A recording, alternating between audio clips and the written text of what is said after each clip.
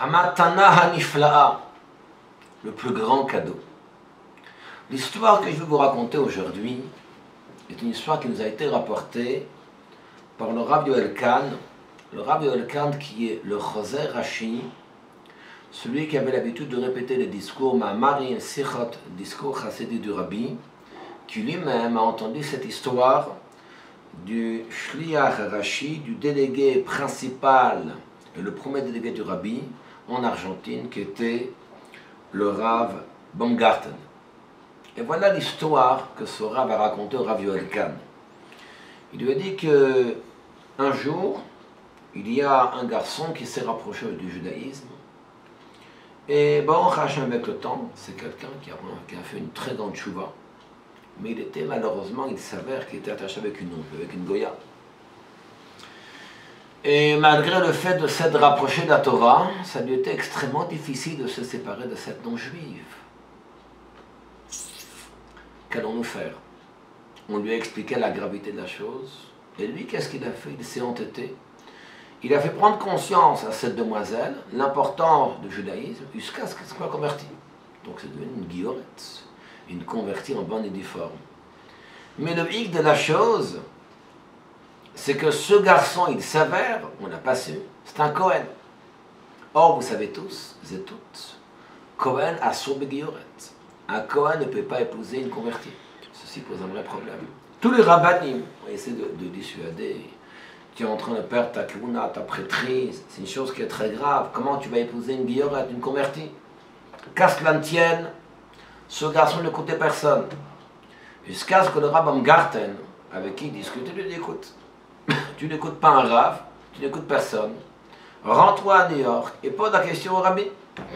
C'est ce qu'il a fait. Parti à New York, il était envoyé à Chidout,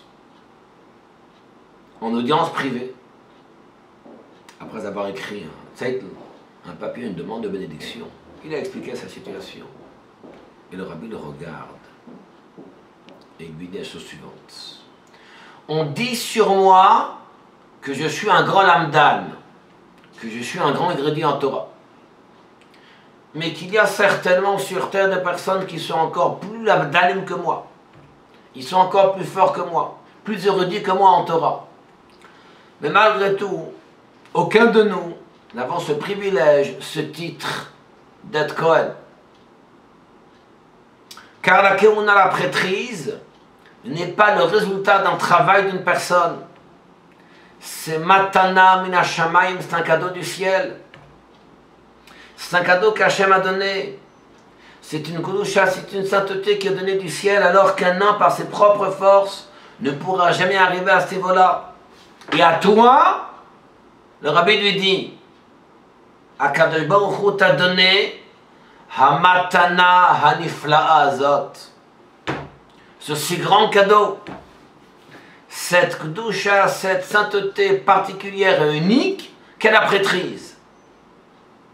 À la fin des Chidout, à la fin de l'audience, à la fin, après que le Rabbi ait terminé d'expliquer la grandeur de la k'una, la prêtrise, le garçon a dit, mais si c'est comme cela, il n'est pas apte à ce que je vienne et que je profane ce titre, cette sainteté. Il a décidé de ne pas épouser cette guillorette, cette convertie. Et le Rav Yoel Kahn, il termine sur cette histoire, il dit, regardez, le Rabbi n'a jamais mis l'accent sur la condamnation, sur une gravité halachique de devoir épouser une guillorette, une convertie. Le Rabbi a mis l'accent sur la sainteté, sur la yichudiyut, sur la spécificité, sur la gdusha, la sainteté de la k'una prêtrise. Et automatiquement, le garçon a pris les choses négatives, mais il a pris la décision de ne pas l'épouser. Je pense que pour nous, c'est un enseignement. Il arrive souvent à ce que lorsqu'on veuille influencer quelqu'un d'un Torah, on lui parle à la gravité. Tu vas mériter le Gehinnom, l'enfer. Tu auras une condamnation. Tu es passible de skida, d'apidation si tu profanes le Shabbat. Tu seras réafkar et tu retranché du clan d'Israël. À la place de mettre l'accent sur l'aspect négatif, sur la condamnation qu'il y a dans le judaïsme, mettons l'accent sur la beauté de la mitzvah. Mettons l'accent sur la beauté de la Torah et automatiquement nous comprendrons la gravité de la chose et nous respecterons pleinement la Torah.